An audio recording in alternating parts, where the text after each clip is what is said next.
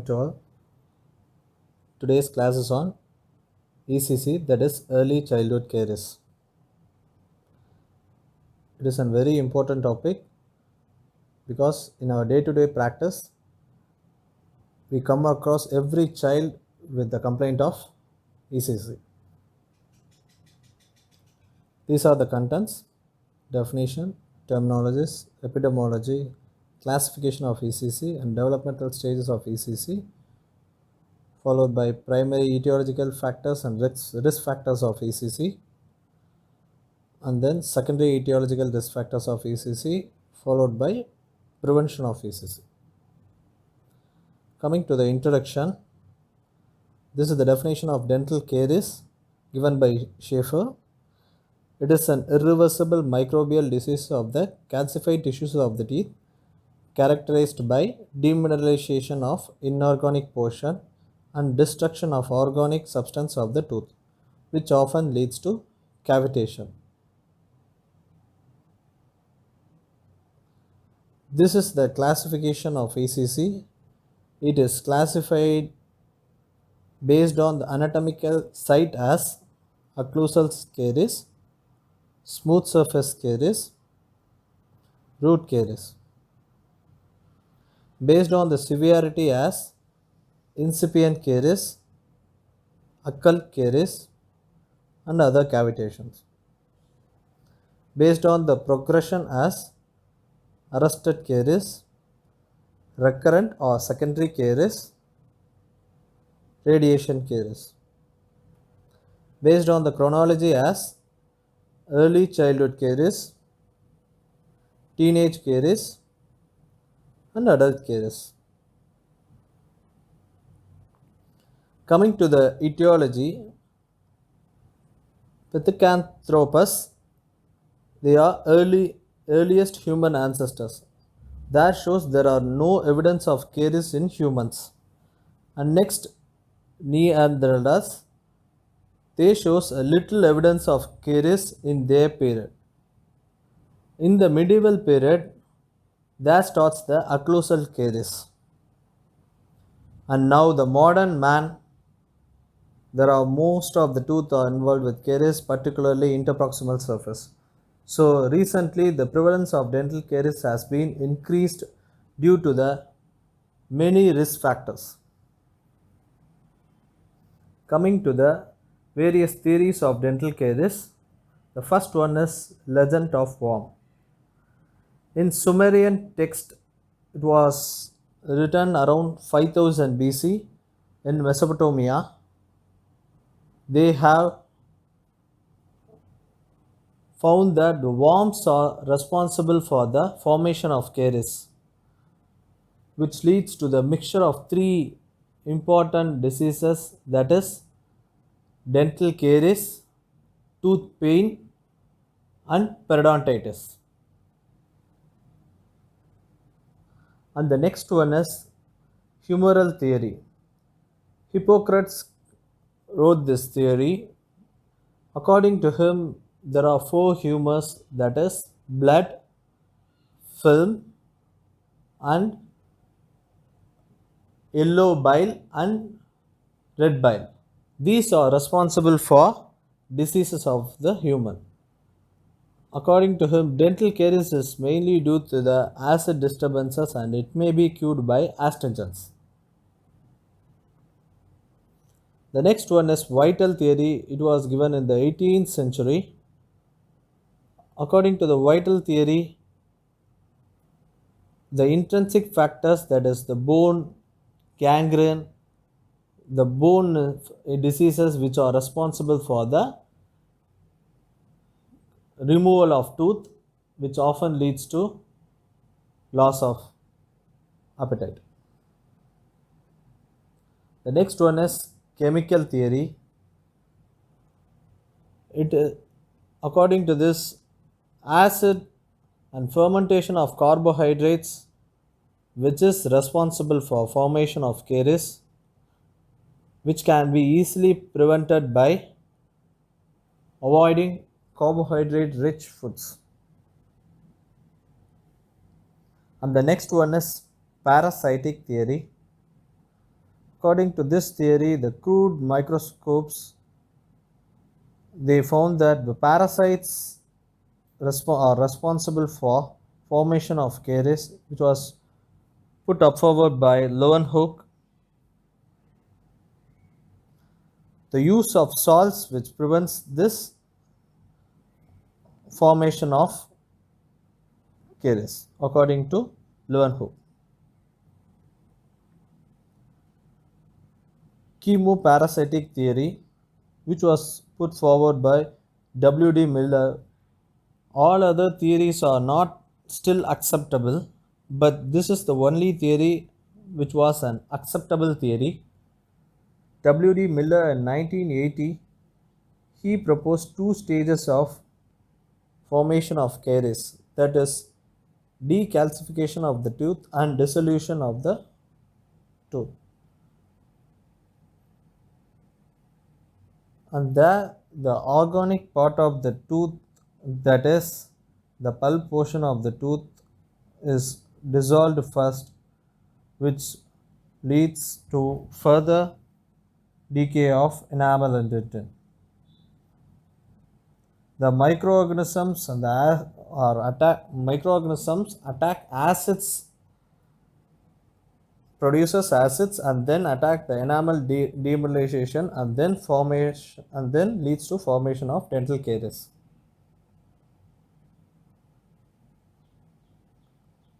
And this is proteolysis theory. It was put forward by Gottlieb in 1944. According to him, destruction of enamel and dentin, which leads to the cavitation, and then destruct the organic composition of the tooth. The microorganism targets and then form acids which dissolves the inorganic composition of the tooth.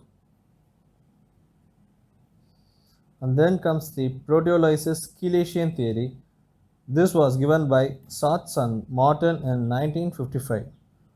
This is same as the proteolysis theory. There will be dissolution of the inorganic composition, which is by chelation process. This is the Keys triad. According to Keys, the three components responsible for formation of caries are susceptible host, capable microflora, and providing substrate. These three factors are responsible for formation of tooth decay.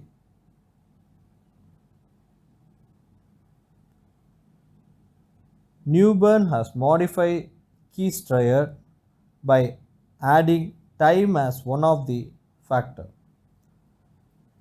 He agrees host, karyogenic biofilm, and fermentable carbohydrates are responsible, but time plays a major role in formation of dental caries. The primary factors are for the tooth decay are tooth anatomy, saliva, and the pH of biofilm, the use of fluoride,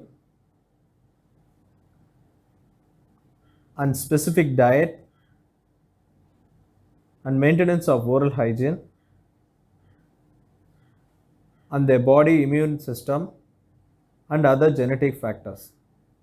The secondary factors are the familial socio-economic status, education of the children, lifestyle of the children, and the environment around them, and the age of the child, and the ethnic group of the children, and occupation of the patient. This is the Fitzgerald confirmation. He confirmed that microorganisms are prerequisites for dental caries. Even a single type of disease causing organism is enough for formation of disease. Ability of the organism to produce acid is very important factor. Not all osteogenic microorganisms are causing caries. Host should be susceptible for it to act. Coming to the remineralization and demineralization cycle. First, there will be demineralization of the tooth due to the sucrose attack. There will be increased acidic pH where the pH is below 5.5. There, the acid disintegrates the tooth, which forms the demineralization cycle, where the phosphate ions release the oral fluid and the oral fluid supersaturates with minerals. And then the phosphate ion buffer the acid under saturation of phosphates in the oral fluid, which where the buffering leads to the remineralization by reprecipitation of the minerals from supersaturated oral fluid on the enamel surface.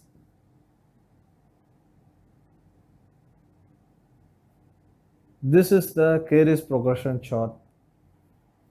The disease indicators for the caries progression are white spot lesions, restoration in less than 3 years of child, enamel lesions, and cavities in the dentin. The risk factors are bad bacteria, absence of saliva, and poor dietary habits.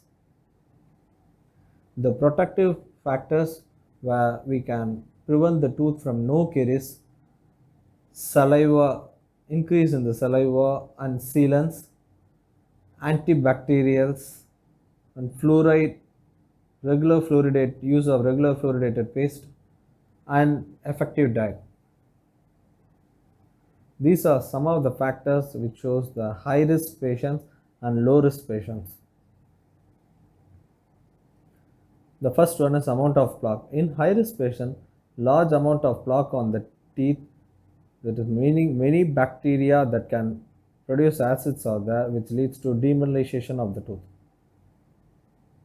In low risk patients, there will be only few bacteria, which leads to good oral hygiene. The second one is type of bacteria. Large proportion of karyogenic types of bacteria resulting in low pH and sticky plaque and also prolonged acid production. In low risk patient, low proportion of karyogenic types of bacteria will be there. Coming to the type of diet, high carbohydrates intake leads to formation of sucrose and sticky diet leading to low the pH for the longer period, which leads to cavitation. In low risk patient, they will have low sugar content foods, so there will be low caries. The next one is frequency of carbohydrates, it is time. High sugar frequency resulting in longer time per day with low pH, which leads to easy dissolution of the enamel. The lower sugar frequency, which prevents the child from caries. The next one is saliva secretion. The reduced salivary flow leading to prolonged sugar clearance time, and this leads to easy formation of caries. Optimal level of saliva leads to flush out the sugars and acids. Salivary buffer capacity. The lower the buffer capacity resulting in prolonged time of acids, which leads to cavitation. Optimal buffering capacity, which leads to lower the pH and lower the caries. Fluorides. The less fluorides, there will be less remineralization capacity. The enough amount of fluoride which leads to increased remineralization capacity. Coming to the Stephens curve, which is very important. It was first described by Robert Stephen in 1943. He plotted a graph that the pH level is against time. This graph will show the food intake will reduce the pH level in the mouth to the level bare for the teeth and then rises again with time. Stephen curve shows how the pH level at neutral pH in the mouth is 7, and every time it drops below 5.5 it seems to a critical pH where acid attack happens. The critical pH is the one which is 4.5 to 5.5, where the enamel dissolves easily, which leads to demyelination. This is the graph showing after breakfast there will be decrease in the pH, so the salivary pH will go on to less than 4.5, and immediately after breakfast there will be demyelination of the tooth, followed by remyelination by the buffering capacity of the saliva, and then immediately after the snack there will be slight deviation of the graph which leads to demyelination cycle, followed by increase in the salivary pH by buffering capacity and other factors.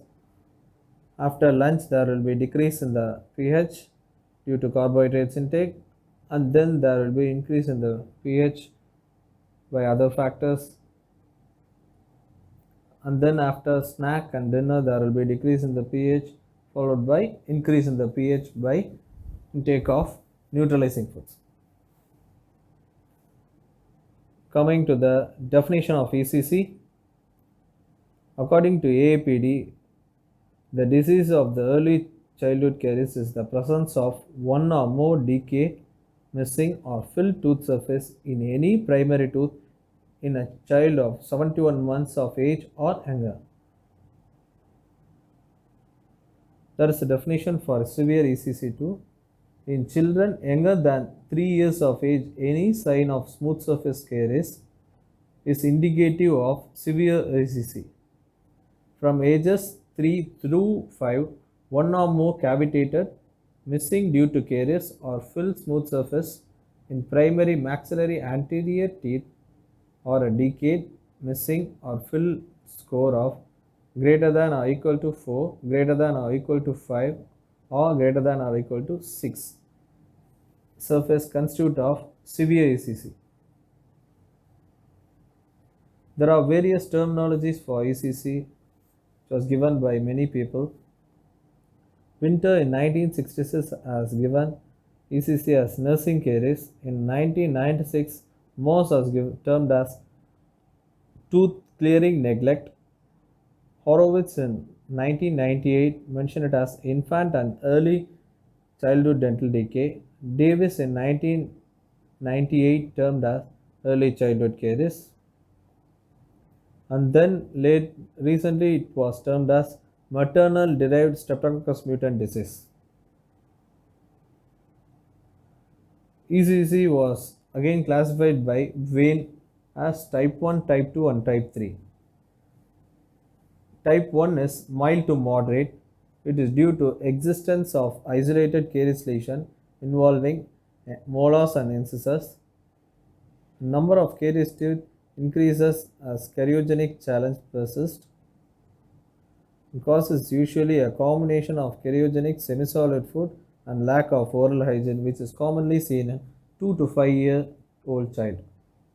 And the type 2 is moderate to severe caries, where labiolingual caries lesion are more common, affecting in maxillary incisors. Mandibular incisors are not affected in this stage. The use of feeding bottle or adult breastfeeding or a combination of both with or without oral hygiene is the main cause of moderate to severe ECC, and seen soon after the eruption of the teeth. The type 3 is severe form of ECC, where the carious lesion affecting all the teeth including lower incisors. Causes is cariogenic food and poor oral hygiene, and the condition is also called as rampant caries. These are the pictures showing mild form of caries, moderate form of caries, and then the last one is severe form of caries. These are the developmental stages of ECC. In stage 1, there will be initial reversible stage. It is most common in 10 to 18 months children, where the cervically and occasionally interproximal areas are chalky white demyelination and there will be no pain. The second stage is damaged caries stage, which is in 18 to 24 months. The lesion in maxillary anterior teeth which may spread to dentin and show yellowish brown discoloration and pain on having cool food. And the stage 3 is deep lesion, which is common in 24 to 36 months children. Depending on the time of eruption, karyogenicity of the sweetener and frequency of its use in this stage can reach in 10 to 14 months also.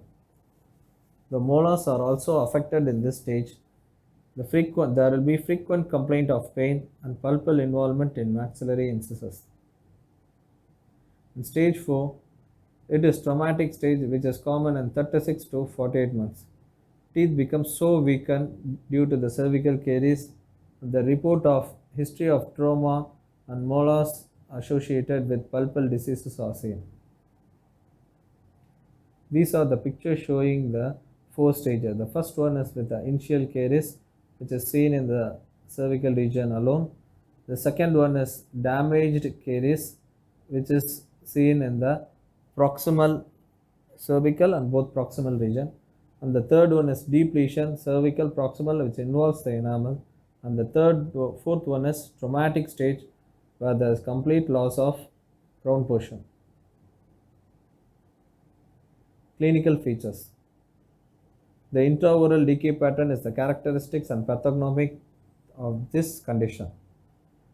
Maxillary central incisors are affected initially with facial, lingual, mesial and distal surfaces, followed by maxillary lateral incisor as same as facial, lingual, mesial and distal surface. And then maxillary first molars are affected, facial, lingual, occlusal and proximal surfaces. And then canines and second molars are affected. In this, facial, lingual and proximal surfaces are affected. And the last, mandibular molars due to the salivary secretion. There are various etiological agents in the formation of caries. There is pathognomic microorganisms, substrate that is fermentable carbohydrates, host that is susceptible tooth, time, frequency of intake of foods, and other predisposing factors like less saliva and frequent intake of food.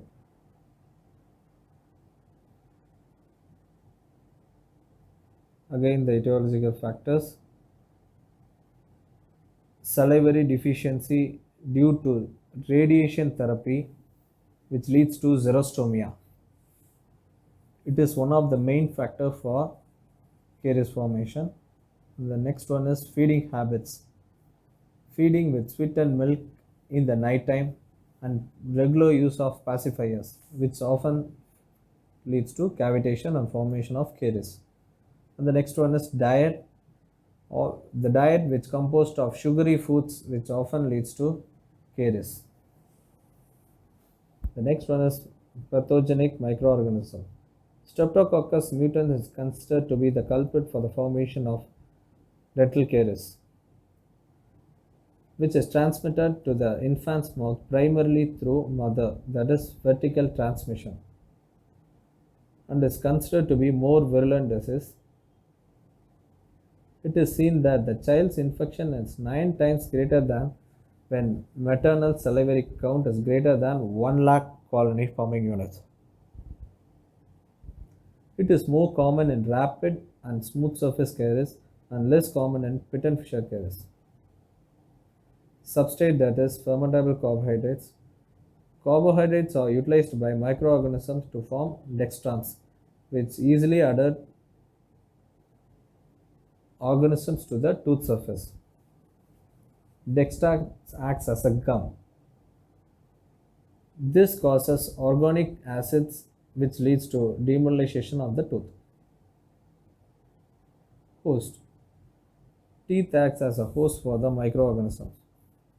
Hypomineralized or hyperplasia of the teeth increases the susceptibility of the caries to the teeth. Thin enamel in the primary teeth is one of the reasons for early spread of the lesions. Developmental grooves present in the tooth act as a plaque retentive areas. Time. It is an important factor that determines caries activity. More the time the child sleeps with bottle in the mouth, there is higher risk of caries. Primary etiological factors. Dental plaque is considered to be the primary etiological factor where the bacteria stays in the colonies. The next one is salivary pellicle. The lubrication, it acts as a shield, and salivary pellicle is present in mass for housing unit. And non-fermentable sugars, which leads to acid formation, which leads to acetate and butyrate. Child with visible plaque are more susceptible to caries. Microbiota. Microbiota is nothing but the mutant streptococcus, and the dextrans acts as a gluten for mutant streptococci and tooth. Glucans contributes to the acidicity of the bacteria. Non-regenerating surface of the tooth which prevents the caries. The window of infectivity is nothing but if the child between the 7 to 31 months of age where the caries susceptibility is more, there will be more formation of caries. This is window of infectivity which is given by Caulfield. Intracellular polysaccharides are also responsible for the formation of the caries. The horizontal and vertical transmissions after the child's birth are responsible for the colonization of the microbiota.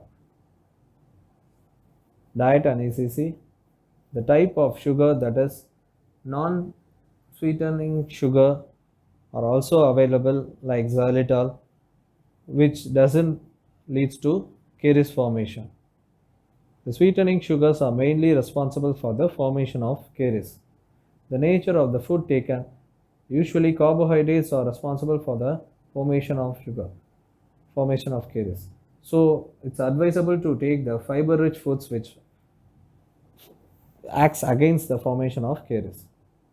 The consistency of the foods, easily dissolvable foods which leads less to caries, where retentive foods which leads to formation of caries. Acid foods leads to easy demineralization of the tooth, where the buffering foods leads to remineralization of the tooth. Vitamins constituents of tooth leads to less demineralization of the tooth, because if the patient is deficiency of vitamin D, there will be easy demineralization process. Lipids present in the saliva which leads to easy maintenance of saliva, buffering capacity of the saliva. Diet and dental studies. These are some of the studies: Hopwood study, Whiphome study, and Turco sugar study, where these studies compare the sugar with formation of dental caries. Feeding patterns. The sweetened pacifiers are mainly responsible for formation of caries. And midday snacks and frequent intake of sugar and refined carbohydrates, and particularly nighttime feedings and delayed weaning. Weaning is nothing but introducing a solid foods to a child. Brushing habits.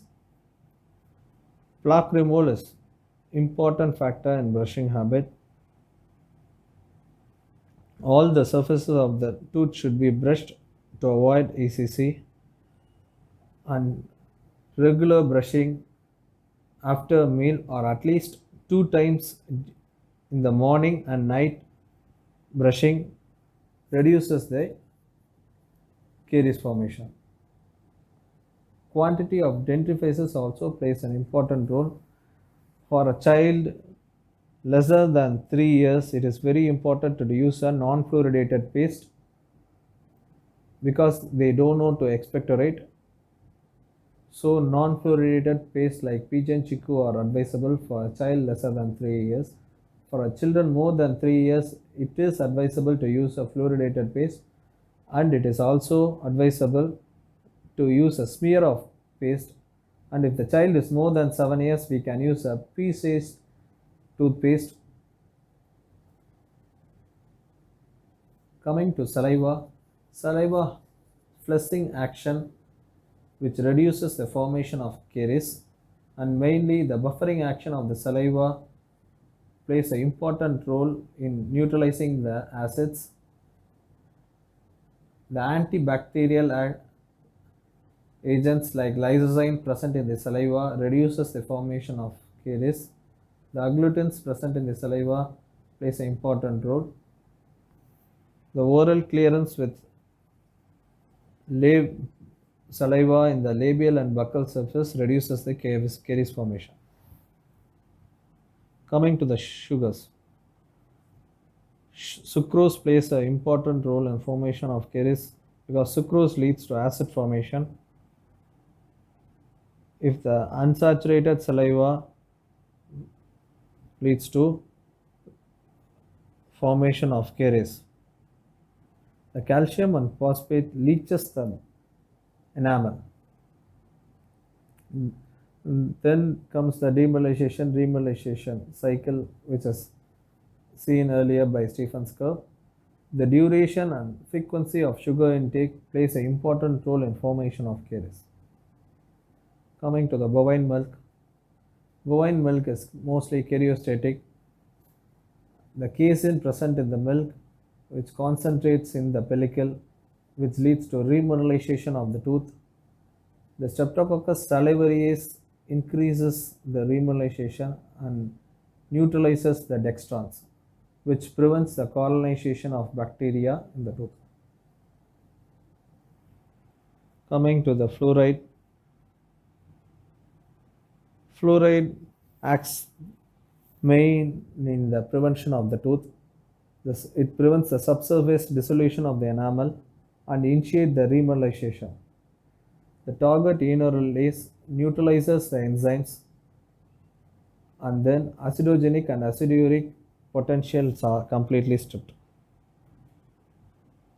The secondary etiological factors are immunological factors, salivary antibodies, salivary immunoglobulins. It prevents the adhesion and colonization of the bacteria, which neutralizes the acid production, and then bacterial cider and enhances symbiotic growth of bacteria. Tooth maturation defects, more prone to caries soon after the eruption of tooth. This maturation defects are due to the mother's trauma during the pregnancy period, and lack of maturation reduces the oral hygiene and fermentable sugars. And there will be quicker rate of demineralization. Coming to the race and ethnicity, mostly the Western civilization are affected by dental caries. Prenatal diet plays an important role in enamel hyperplasia. The lack of hygiene and non-availability of medical services leads to cavitation to a poor extent. Acid food drinks. The regular and easy intake of acid food drinks and carbonated drinks, which leads to easy demineralization of the enamel surface and which leads to the formation of cavitation. So it is advisable to reduce the intake of acid foods. Socioeconomic status plays an important role because the poor socioeconomic status people can't afford for dental treatment, and they can't maintain the oral hygiene in the proper way. Stress. Stress is one of the idiopathic reason for formation of dental caries. Stress will lead to less salivary secretion, which leads to the caries formation. Coming to the management point. The aim of the management of the existing emergency to arrest and control of caries process, institution of preventive procedures, restoration and rehabilitation of the oral hygiene. Factors affecting management are extent of the lesion and the age of the patient and behavioral problems. Treatment in the first visit should be all lesions should be excavated and restored. Indirect pulp capping, pulp therapy procedures can be evaluated by further investigation and it can be done in the later visits. If abscess is present, it can be treated through drainage. X-rays are advised to assess the condition of the succedaneous tooth. Collection of saliva for determining the salivary flow and viscosity is important. And the application of topical fluoride is enough in the first dental visit. Coming to the second visit, analysis of diet chart and explanation of the disease process of the child's teeth with a simple equation. Isolate sugar factors from the diet chart and control sugar exposure by intelligent use.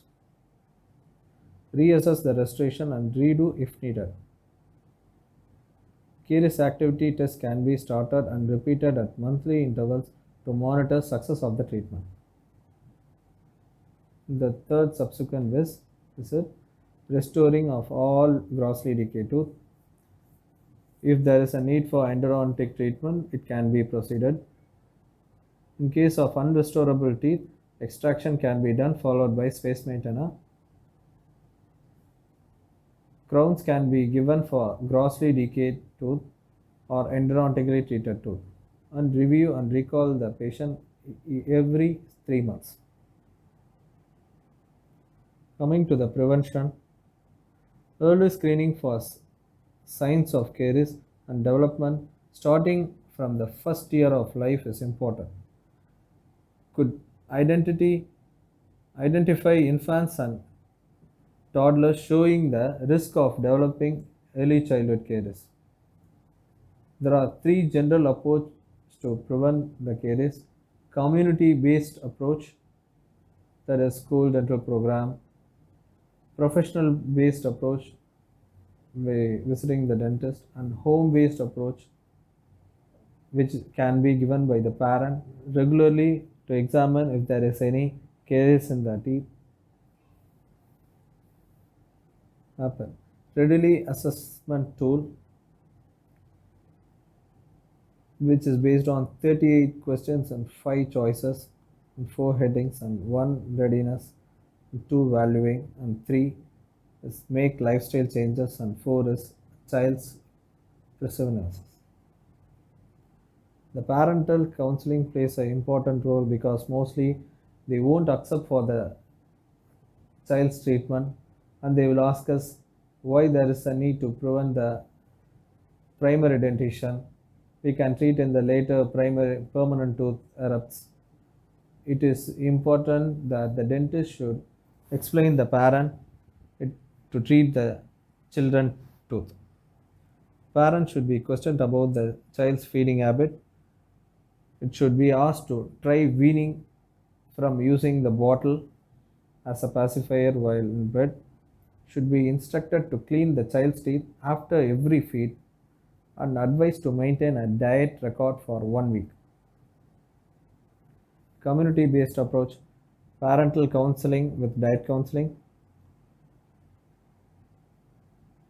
Stop BBTD and Native American. Objective 50% of reduction of ECC. Community 3 sectors intensity and high intensity, which leads to dentist and coordinator and parents. In medium intensity, dentists and coordinators and parents are important. In low intensity, where pamphlets can be given to educate them. Professional approach. Dentists intensify in clinic by testing the children. If there is high risk, given varnishes, sealants, and xylitol substitutes. If there is low risk, given fluoride interfaces and diet chart is explained, and parental education is important. Home-based approach, fluoride interfaces are advised to regular use, diet chart with modified diet by the dentist to be followed. Prevent hindrances. Community is not ready to accept the information. People not valuing dental health. Accept information but no lifestyle changes. Lack of pediatric awareness. So there is very important to give pediatric awareness with the help of school dental health program. We can create awareness in children which further leads to prevention of caries. Rampant caries. Maslow in 1945 given the definition of rampant caries as suddenly appearing, widespread, rapidly burrowing type of caries resulting in early involvement of pulp and affecting those teeth which are usually regarded as immune to decay. There are certain differences between nursing bottle caries and rampant caries. These are the first one is type. In nursing bottle caries, a specific form of rampant caries, acute generalized spread of caries and pulpal involvement in selected teeth of dentition. In rampant caries, acute generalized spread of caries and pulpal involvement in all teeth. Age. Nursing bottle caries are common in infant and toddler. Rampant caries can be in any age. It affects both primary and permanent teeth and are involved in all the teeth. No specific teeth is particular. Etiology. Feeding children with bottle milk while the child is lying down and or sleeping break, breastfeeding, whenever the child asks and at will for prolonged duration of time.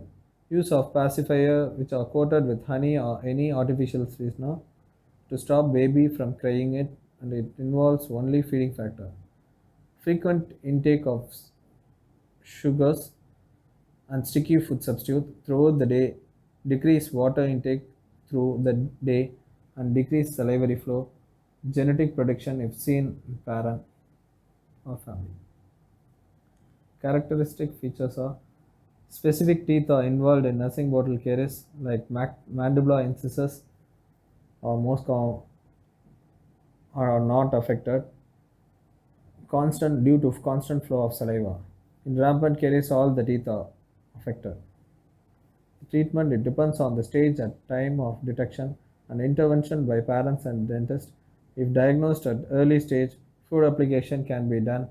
Pulpectomy, pulpotomy, and space maintenance are decided based on the signs and symptoms. It depends on the stage of intervention. Early intervention requires removal of caries and restoration followed by crowns. In case pulp involvement and pulp therapy or and root canal treatment if required. The first picture shows the nursing bottle caries and the second picture shows the rampant caries where all the teeth are affected including the mandibular incisors. Age specific prevention, that is in 5 to 12 years, advised diet counseling with parents and patients, and therapy is toothpaste with fluoride tablets if needed, and professional topical fluid application for every 6 months. In permanent dentition, 12-year onwards, oral hygiene instructions can be given to patients. Toothbrushing without parental supervision is advised, and sealants can be given, and regular flossing should be advised, and 6 months recall is enough, and advised diet counseling with parents and patients. And the newer methods to prevent caries are Glyceria uranolensis is a plant extract which is found to reduce Streptococcus mutans, which can be given in the form of chewing gum. STAMPs is nothing but specifically targeted antimicrobial peptides This peptides targets only the Streptococcus mutans, which forms the caries. They target Streptococcus mutans, which kill the bacteria alone and leaving the beneficial bacteria. And many studies have proven that 1% application of chlorhexidine gel, which prevents the formation of ECC, which can be given for mentally retarded child where all the treatment are difficult to treat. Recently, silver diamond fluoride is found to be more effective in prevention of early childhood caries. Thank you.